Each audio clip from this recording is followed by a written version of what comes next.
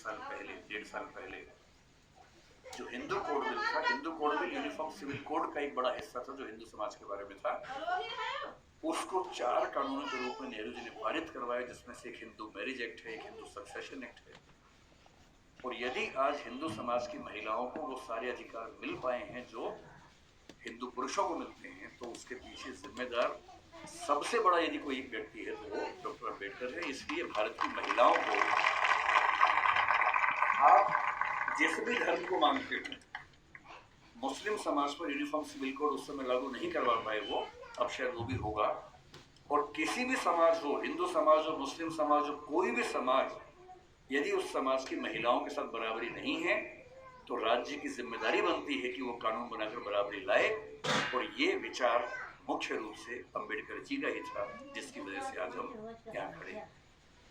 तीसरी बात, लोग कहते हैं कि आजादी के संघर्ष में उन्होंने इतना साथ नहीं दिया। ठीक बात है, उनकी अपनी प्राथमिकताएं थी। 1942 से 46 तक जब स्वाधीनता संग्राम एकदम चरम स्तर पर था, वो वायसराय की काउंसिल में श्रम मंत्री थे या श्रम विभाग के प्रमुख थे।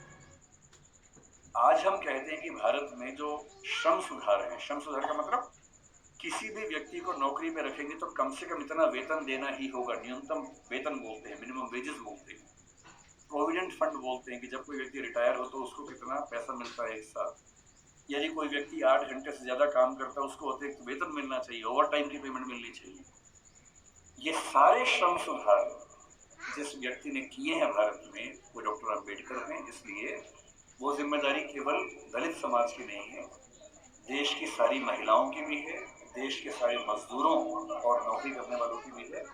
इन सबके प्रति, सब ठीक है ना, इन सबके प्रति डॉक्टर अम्बेडकर की भूमिका ऐसी है कि हम उसको भूल नहीं सकते।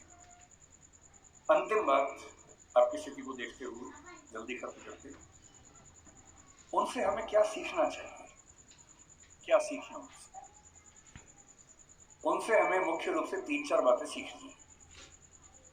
उन्होंने कहा कि मैंने जो कुछ सीखा है 3 व्यक्ति से सीखा है, बुद्ध से सीखा, कबीर से सीखा और ज्योतिराव फुले से सीखा।